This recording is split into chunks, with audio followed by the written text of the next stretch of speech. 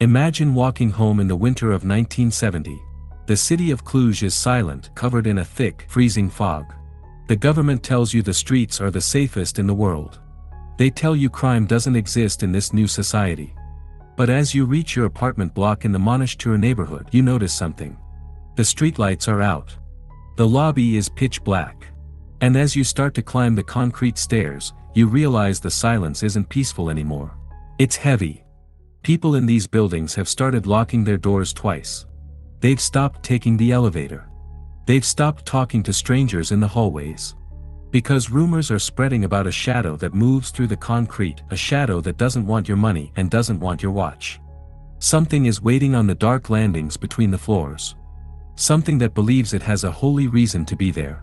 This is the Well of Monsters.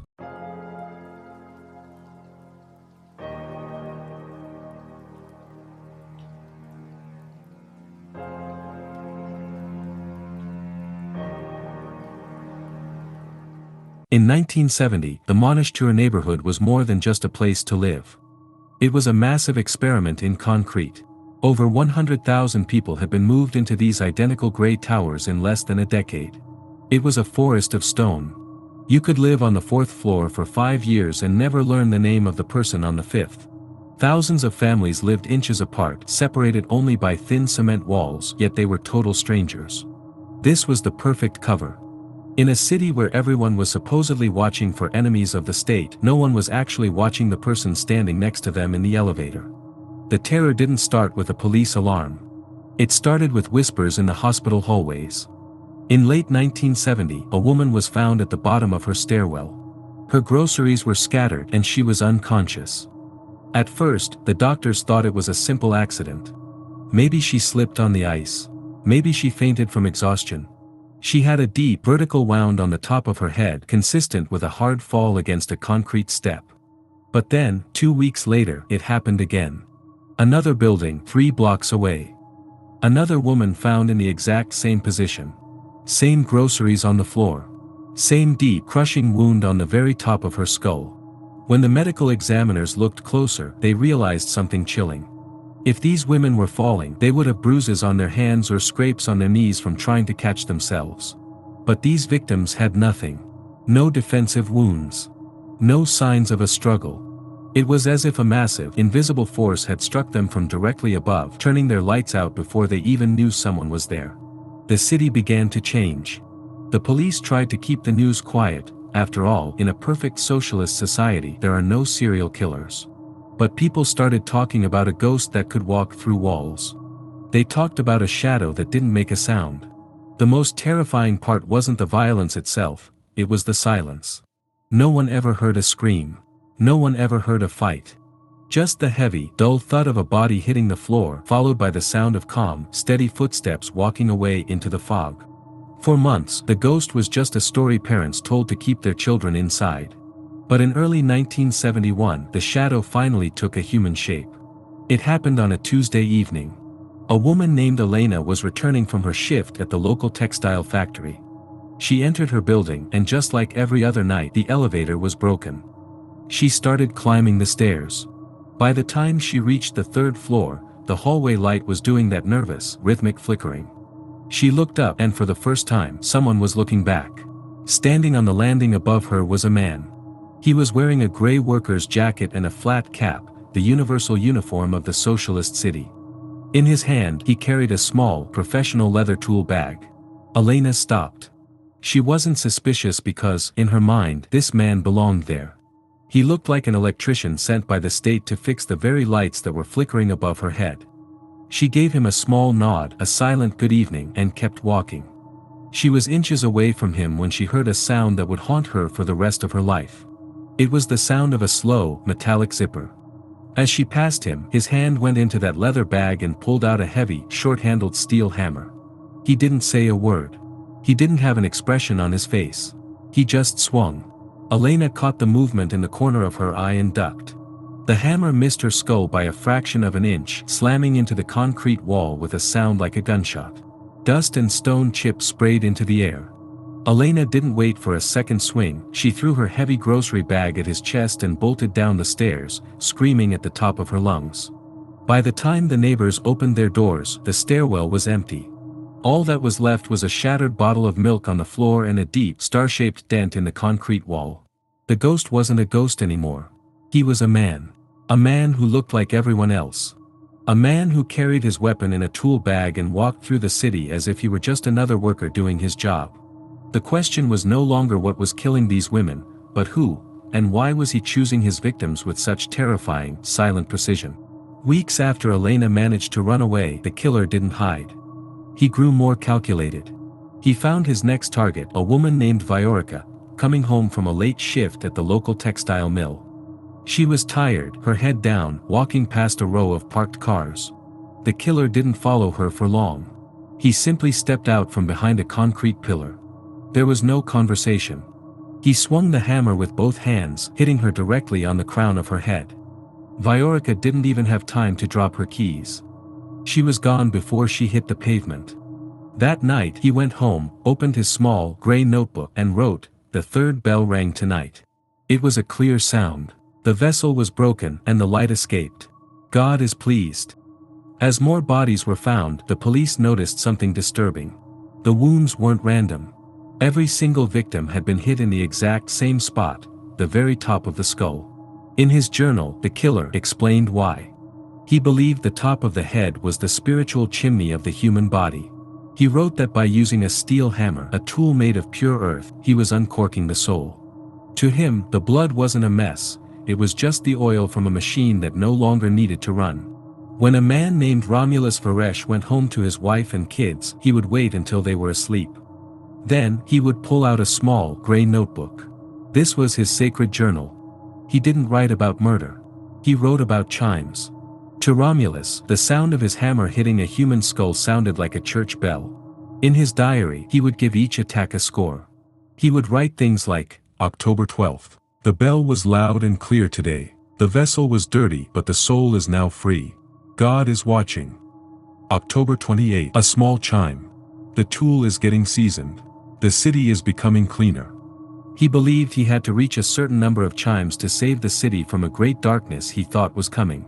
He even drew diagrams in the notebook, circles and crosses showing exactly where the hammer should land to make the best sound. He lived a double life, a quiet neighbor during the day and a man obsessed with ringing bells at night. He would clean his hammer with bleach every night, polishing the steel until it shone, then he would tuck it back into his tool bag for the next morning. This was the height of his spree. The notebook was filling up and the police were still chasing a ghost. A girl named Stella was the attack that proved Romulus could strike anywhere. It happened near the central market. It was broad daylight, crowded and loud. Stella was carrying a bouquet of flowers. Romulus followed her into a bus station, reached into his tool bag and struck her with the hammer in one smooth motion. He walked away so calmly that nobody noticed. In his diary, he wrote, Stella's bell was loud but the crowd is deaf. I am the shadow that saves them. The flowers on the ground were a sign of the soul's beauty. Margarita came later, near the train station. The voices in his head were getting louder, telling him he was running out of time. He was rushed. He struck Margarita on the stairs, but she fell into her grocery bag, sending those apples bouncing down the concrete steps. The sound was too loud. It wasn't a pure chime like Stella's. It was a chaotic noise that drew a neighbor to the door. That neighbor saw Romulus's face, followed him, and found out exactly where the ghost lived. Romulus didn't see them as women, he saw them as numbers in his mission. Stella was bell number 4 and Margarita was bell number 5. In 1971, based on the tip from the neighbor who followed Romulus after the attack on Margarita, the police moved in. They didn't expect much. They thought they were looking for a common criminal, a thief who had finally slipped up. When they kicked in the door of the apartment, they were met with a scene that was completely ordinary. It was a clean, quiet home. There were photos of his children on the walls. His wife was in the other room. Romulus was sitting at a small wooden table, staring at a glass of water. He didn't even look at the officers. The lead investigator began to search the kitchen. He opened the top drawer, the one where most families keep their silverware. He moved aside the forks and the spoons, and there it was. Tucked away in the back, wrapped in a piece of clean white silk, was the hammer. It was a heavy, short-handled steel tool. When the officer unwrapped it, he noticed something chilling. The hammer had been polished until it shone like a mirror. There wasn't a speck of blood on it. Romulus had scrubbed it with bleach after every chime. But the steel head was covered in tiny, star-shaped dents and scratches. It was the physical record of every skull it had ever encountered. Next to the hammer, they found the gray notebook, the Diary of Bells. As the lead officer flipped through the pages, the room went silent. Romulus hadn't just recorded the attacks, he had drawn maps. He had marked the specific stairwells in the neighborhood where the light was best for his work. Underneath the notebook, they found a collection of small objects, a single glove, a button, a scrap of fabric. These were trophies he had taken from the women he had saved. To Romulus, this wasn't a drawer of evidence, it was an altar. As the officers cuffed him and led him out of the apartment, Romulus finally spoke. He didn't ask for a lawyer. He didn't ask what he was being charged with. He looked at the lead investigator and asked, "Will you take care of my tool? It still has many bells to ring before the darkness comes." The officers realized then that they weren't dealing with a man who could be reasoned with. They were dealing with someone who was living in a completely different reality, one where he was the only hero in a world of demons. This was the end of the Ghost of Cluj, but it was only the beginning of the psychological nightmare for the state. After his arrest, Romulus wasn't sent to a normal prison.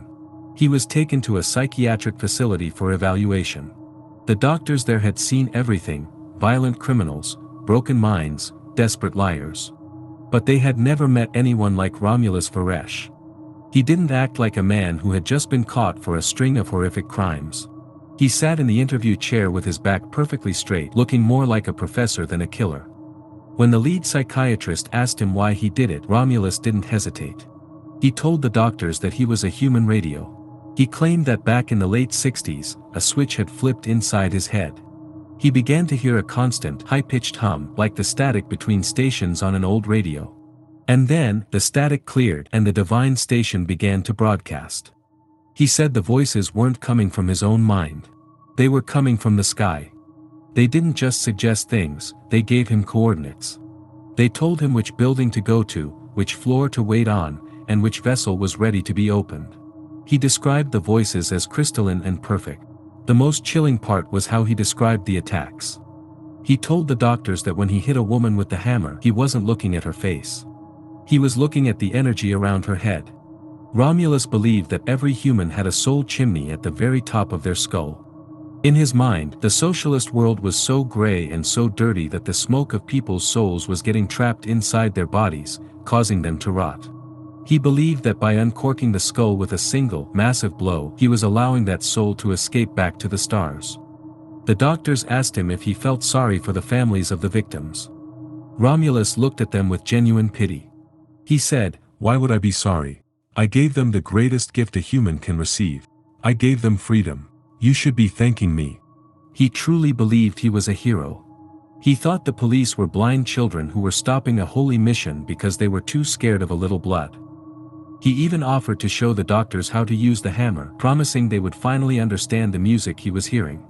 The doctors realized that Romulus wasn't faking it to get a lighter sentence. He was completely, irrevocably gone.